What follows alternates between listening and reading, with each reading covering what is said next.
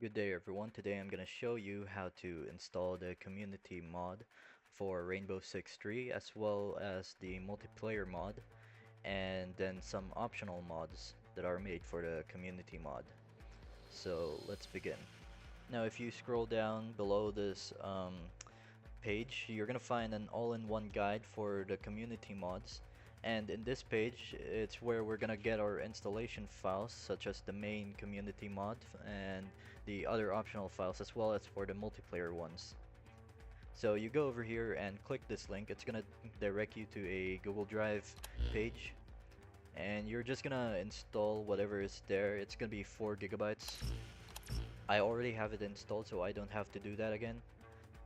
And once it's installed for you, you're just gonna extract it, and then you go on your local files for Rainbow Six.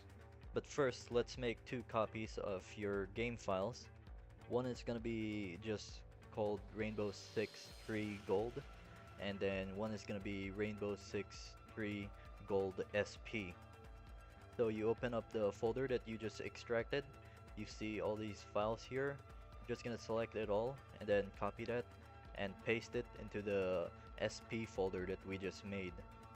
Now before we get the game up and running, there's gonna be this error. I don't know if it's just me or it also happens for y'all, but what happens is that if I try to run the game in this folder, it will just run through Steam, and then Steam will then run the actual main game version of Rainbow Six Tree Gold.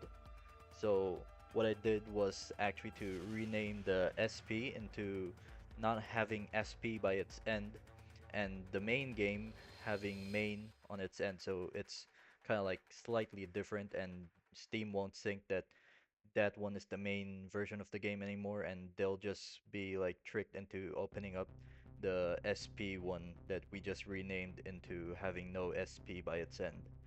So now we're gonna be running the modded SP version of the game. And now I really wish that there was like some mod organizer for this game or some tool like that for any game at all, so that we could just run the game without having to like rename the game's folder before we could run either MP or SP or vanilla.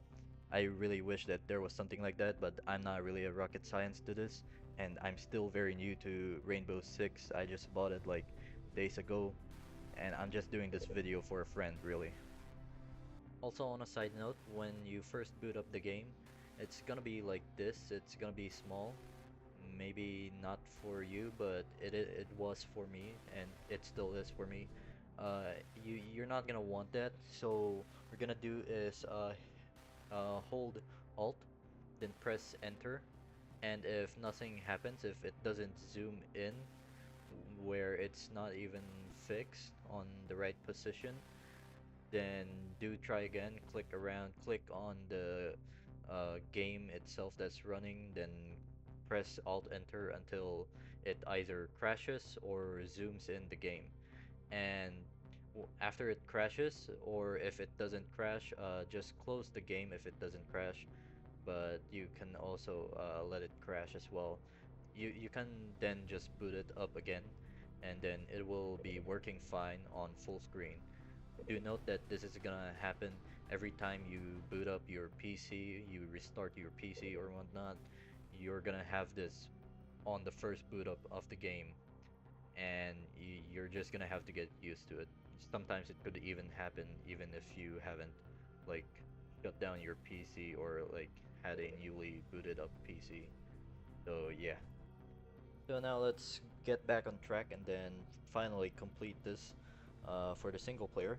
So let's go to options, then go on to custom game and find unlock mods exclamation mark, and then just double click it, and then you go back again to custom game and then double click on supply drops for single player, and by then everything is different now. And that's pretty much it. You've successfully installed it.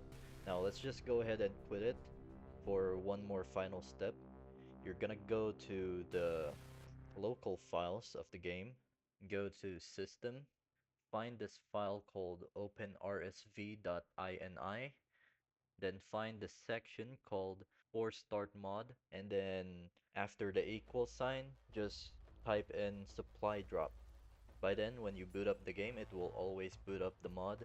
This mod is gonna skip all the intro videos though, so if you don't want to miss that out, well, here's just some spoilers. Maybe you can watch it right now, but the spoilers is that it's apparently about how some German guys in the 1945 something, when the war was coming to an end in World War II, uh, they were in a bank at Croatia, and then they were like keeping some files and hiding it and whatever.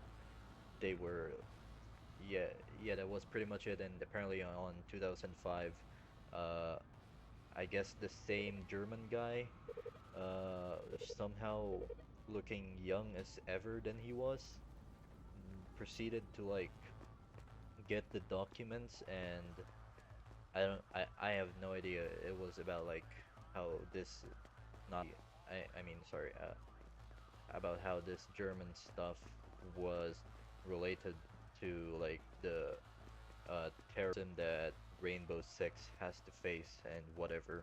And then there's like some montage of the Rainbow Six guys going in and out, shooting bad people and whatnot. And yeah, that's pretty much what you're missing out from then. Okay, so after all that, we're gonna do the multiplayer now. So what you're gonna want to do is make another copy of Rainbow Six Tree Gold, which is gonna be the current one, the current Rainbow Six Tree Gold that is single player modified. Just gonna copy that and then paste it here. And once that's done, we're gonna rename the copy into the default name, but first we're gonna go back and rename the main one as of now to have SP on its end. Then we're gonna rename the copy to have the default name, so Steam is gonna run that instead. So let's go back to the Steam community page, and then let's get ourselves the multiplayer mod pack. It's just right around here. You can download it on the Google Drive, and once you're done downloading it, just extract the files and then go inside a folder and select all of these files and then copy and paste it into the current main Rainbow Six Tree Gold folder. Okay, now after that's all done, we're just gonna do the DG Voodoo stuff, which increases your resolution in the game and whatnot. I don't really see a major difference, to be honest, but it's pretty easy. You can just follow the guide in the Steam page. It's pretty, honestly, it's really just easy. I think you can do it just by reading it throughout. I don't think I need to explain. You just copy whatever settings they had. Me personally though, I disabled borderless because it was kind of doing some errors around for me and made my game crash. And now we're gonna move on to adding the optional mods that you can get. So these are the mods that I personally took. Some of the mods were complicated, so I didn't take them, but also I'm not really sure if the mods can work on multiplayer.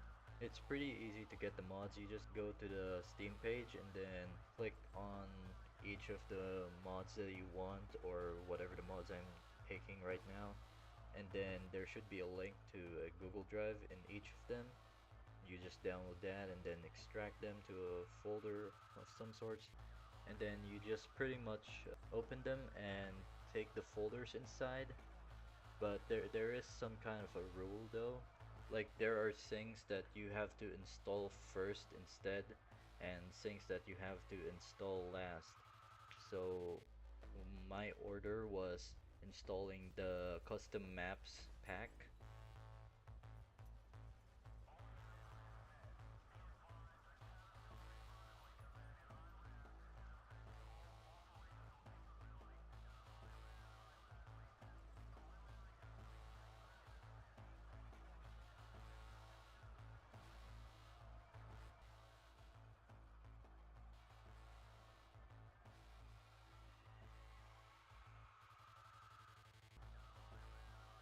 and then the armored mercenaries.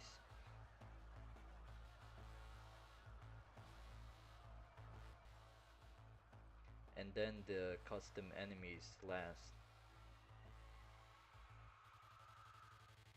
And after that you can just pretty much install the rest of the mods.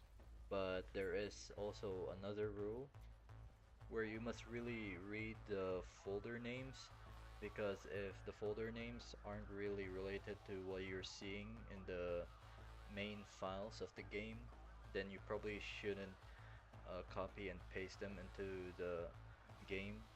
And sometimes they could be like informative text, like how you have to choose on the optics mod on whether you pick 2020 optics or 2018 optics. I personally pick 2020 optics instead.